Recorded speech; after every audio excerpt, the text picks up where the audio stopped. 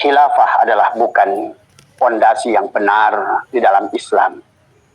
Maka inilah yang tidak boleh rakyat kita yang penuh dengan cinta, yang penuh dengan budaya, yang sudah memiliki budaya luhur jauh sebelum bangsa Anda datang ke sini.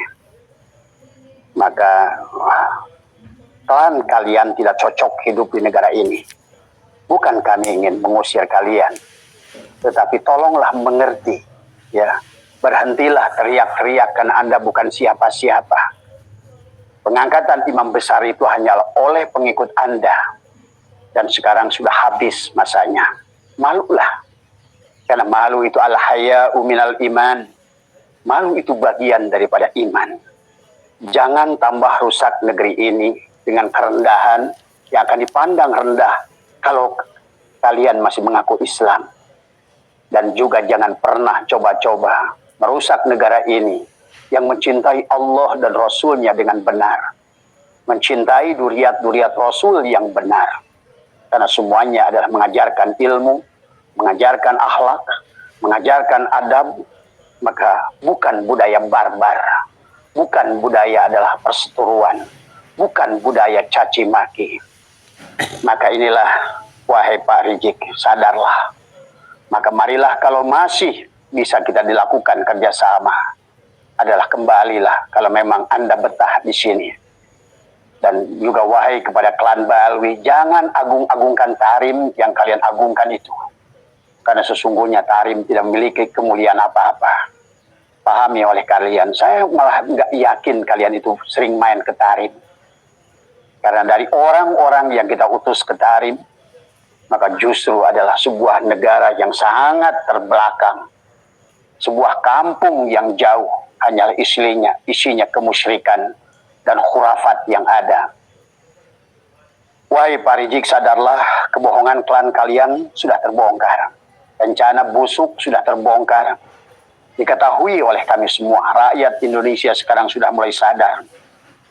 Karena dari awal perjuangan pun, Kak, klan kalian yang disebut, yang mengaku sebagai Habib itu, sungguh tidak punya jasa untuk negeri ini. Maka orang yang pertama adalah Usman bin Yahya. Pak Usman bin Yahya, ya, adalah merupakan antek Belanda yang utama. Bekerja sama dengan Senokor Gronyo dari awal. Dari awal perjuangan pun tidak ada jasa buat negeri ini. Bahkan Abah sudah membaca dalam kitabnya Vandenberg, Belanda pun kepusingan dengan kalian, dengan akhlak kalian. Sampai mendatangkan Ahmad Sukarti dari Sudan.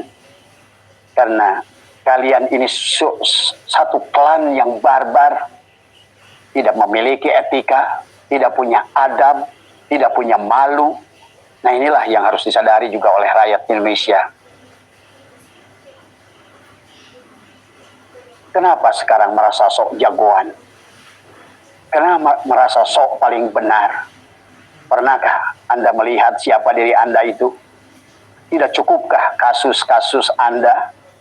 Bahkan hari ini banyaklah beredar video-video yang berkalian dengan klan kalian. Tetapi tetap kami sebagai bangsa yang beradab Nusantara adalah ingin sesungguhnya kalau seandainya masih diajak mau kerjasama dengan baik, menjadi pendatang yang baik, yang memiliki etika dan adab, bukan sebaliknya merasa sebagai tuan rumah, congkak, dan bahkan merasa sudah menjajah negeri ini. Pengakuan duriat kalian sudah batal, ya. Sekarang sudah diakui oleh seluruh dunia. Terus apa hakmu marah-marah? Sok merasa jadikan jagoan di negeri ini. Sok merasa paling berjasa di negeri ini. Padahal adalah paling banyak membuat kerusakan di negeri ini. Masyarakat bangsa ini yang penuh dengan cinta kasih, yang penuh dengan budi pekerti. Sekarang sebagian daripada saudara-saudara kami, bahkan saudara saya. Ada saudara saya yang hidupnya mendapatkan ilmu dari pamannya sendiri, ulama Nusantara. Tetapi pada saat bergabung dengan Anda, muncullah dia menjadi seseorang yang tidak kami kenal sebagai saudaranya. Pendendam, pemarah, Dan inilah yang saya khawatirkan, semakin lama Anda di negeri ini. Dan kalau Anda belum menyadari juga tentang bagaimana Anda telah membuat kerusakan di negeri ini, maka sesungguhnya jangan salahkan bangsa ini satu saat nanti adalah akan berlaku keras kepada klan Anda. Andalah yang mengundangnya. Andalah yang memancingnya. Karena bangsa ini adalah bangsa pemaaf. Bangsa ini adalah bangsa yang penuh adab dan budi pekerti. Telah terjadi kerusakan pada agama karena dakwah klan kalian yang tidak berlandaskan kepada ilmu. Telah terjadi perusakan kepada akidah, kepada tauhid dari klan kalian yang tidak memahami tauhid dengan baik. Dan inilah pada budi pekerti bangsa ini terjadi kerusakan. Pada ekonomi terjadi kerusakan karena kegiatan Anda sudah malas bekerja, sudah malas berusaha, hanya mengandalkan nasab untuk nasib, kemudian mendawir rakyat ini. Sudah banyak korbannya dari Nusa, dari Nusantara ini. Ini bukan lagi gibah, ini bukan lagi fitnah, tapi ini adalah kenyataan dan fakta yang ada. Demikian pula pada sejarah, selain merusak ekonomi, karena saya pernah bicara dengan seorang jenderal yang dari mulai saat berdirinya FPI dengan segera gerakan radikalnya membuat adalah keonaran-keonaran di mana-mana. Berapa negara harus mengeluarkan biaya hanya untuk mengurus Anda. Dan pada jenderal-jenderal yang masih ada di sebalik mereka karena memanfaatkan keberadaan mereka, berhentilah hari ini. Karena Anda tidak bisa lagi menggunakan kelompok ini. Kelompok ini sudah kelihatan belangnya. Kelompok ini sudah kelihatan palsunya. Kelompok ini sudah kelihatan tidak tahu malunya. Maka oleh karena itu, ditambah lagi kerusakan sejarah dengan mengklaim sejarah seolah-olah berdirinya Nahdlatul Ulama adalah hasil jasanya. Padahal jelas Lutfi bin Yahya telah memalsukan sejarah seolah-olah kakeknya Habib Hashim bin Yahya adalah menjadikan inisiator berdirinya Nahdlatul Ulama. Tapi faktanya 2 tahun kemudian, bekerja sama dengan Belanda, Anda membuat Robito Alawiyah. Yang kemudian Robito Alawiyah ini adalah menjadikan seolah-olah adalah akobah yang bisa mensahkan seseorang itu duriat Nabi atau bukan duriat Nabi. Tapi kita sekarang sudah jadi rahasia umum. Ternyata Robito Alawiyah hanyalah bisnis nasab, adalah menjual belikan nasab. Karena tidak sedikit sekarang yang sudah bergabung dengan PWI. Taulah kami, ada nilai harga. Ada sebagian orang memang yang banyak menjadi habib-habib palsu di tanah ini. Karena ingin seperti Anda bisa diagungkan dan bisa menerapkan feodalisme di dalam Islam. Maka tidak sedikit sekarang kiai-kiai pondok pesantren yang berkiblat kepada Anda sama feodalnya dengan Anda. Karena ulama-ulama Nusantara tidak demikian. Tidak ada di dalam dirinya karena dia ngerti ilmu Allah. Dia ngerti firman Allah, inna akramakum indallahi atqakum. Mereka mengerti bahwa nasab tidak ada artinya apa-apa. Sebagaimana Kan'an dan istrinya tidak celaka, padahal dia adalah istrinya seorang Rasul, anaknya seorang Rasul. Maka jangan lagi membawa nasab untuk menjual, untuk menjadi nasibmu. Jangan lagi membawa nasab di negeri ini. Dan saya terima kasih kepada Menteri Agama. Sekarang Menteri Agama sudah menyampaikan, karena inilah Menteri Agama yang memiliki ilmu, maka dia tidak akan sama dengan ulama-ulama Nusantara yang membelelok, yang tidak punya rasa nasionalisme. Menteri Agama berkata, saya lebih baik kehilangan satu klan daripada kehilangan ulama Nusantara. Ini adalah pernyataan yang baik. Dan Menteri Agama juga sudah menyampaikan, tidak ada lagi dari bangsa kalian, klan kalian, mengaku sebagai duriat Nabi. Bagaimana mengaku sebagai duriat Nabi? Dalam tubuh ini mengalir darah Rasulullah. Tapi pada saat diperiksa, pada saat mau dites DNA, kabur. Tidak mau memberikan darahnya. Kalau orang yang asli, zuriat yang asli, dia akan ragu. Tapi kalian malah dengan berbagai dalil Rizik Syihab, dulu Anda yang menghancurkan tes DNA. Kemudian menantumu itu, si Hanif, adalah dia kemudian seolah-olah mengharamkan tes DNA. Nah inilah, tes DNA memang betul di dalam Muktamar NU sekalipun tidak untuk mengangkat seorang nasabnya. Tapi dengan tes DNA bisa membatalkan nasab kepada orang-orang yang tidak jujur dengan nasabnya. Wahai Rizik Syihab, sadarlah, Anda sudah habis. Anda sudah tidak punya pengaruh. Rakyat Indonesia sudah tidak bisa lagi dibohongi oleh Anda.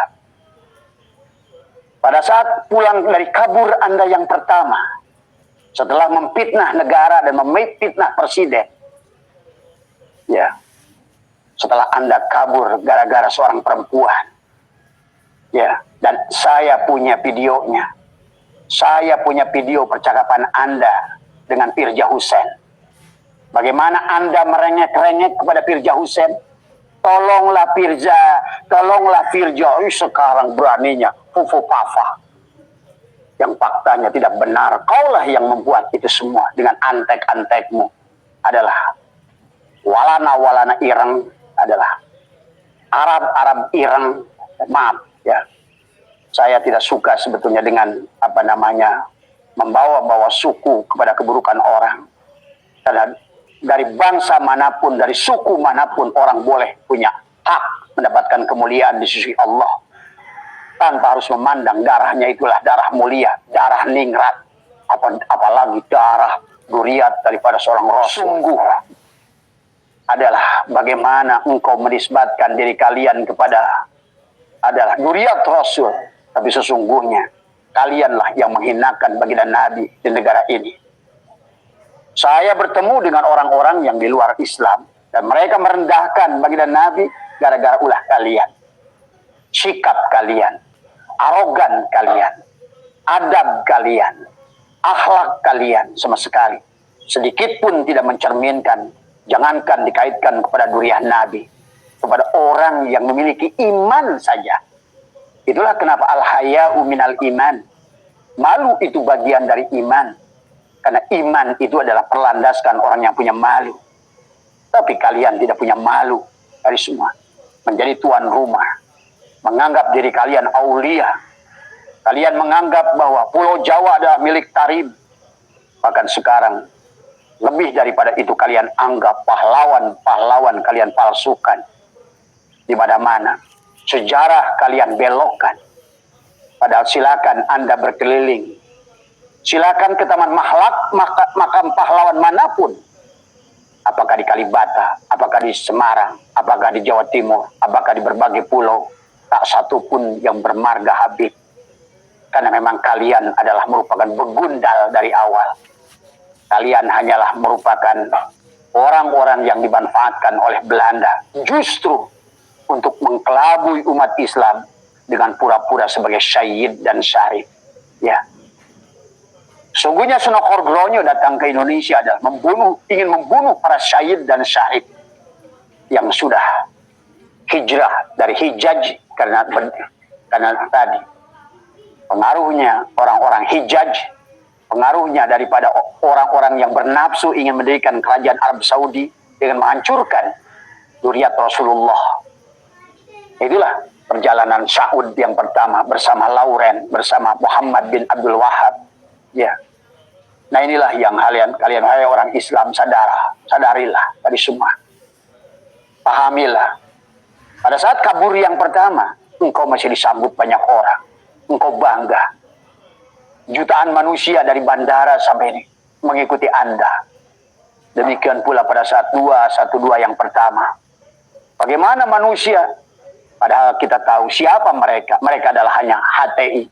Kelompok-kelompok adalah radikal yang ada di Indonesia. Kelompok-kelompok teroris yang ada di Indonesia. Kelompok-kelompok garis keras yang ada di Indonesia. Yang dia tidak mengerti teriaknya itu adalah bukanlah sebuah kebenaran. Tetapi sebaliknya adalah hanyalah justru untuk merusak kedamaian.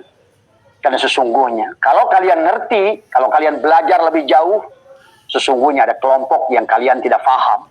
Barangkali menggunakan kalian tanpa kalian sadari. Itulah kenapa 212 itu lihat baca dalam Al-Quran. Surat Al-Baqarah ayat 12. Sesungguhnya apa yang kalian lakukan itu adalah perbuatan sia-sia. Yang sesungguhnya adalah merusak dirimu sendiri. Inilah yang terjadi sahabat. Rizik Syihab merasa sok pahlawan. Merasa sok ngatur presiden. Ingin menghukum Jokowi yang sudah luar biasa. Dicintai rakyat ini. Betul tidak semua presiden adalah semuanya akan menyukai. Tidak mungkin. Karena hati manusia itu akan berbeda. Tapi sadarilah masyarakat, mayoritas masyarakat Indonesia adalah mencintai Pak Jokowi. Apalagi Irian. Seluruh luar Pulau Jawa ini adalah betul-betul orang ini memiliki kesabaran yang tinggi. Walaupun tidak pernah ngaku sebagai duriat Rasul. Walaupun beliau tidak pernah mengaku adalah duriat ulama. Tapi kesabarannya, ketabahannya. Dan dia tidak mau membalas setiap keburukan yang datang padanya. Ini menunjukkan, ini bukan manusia sembarangan. Rizik Syihab.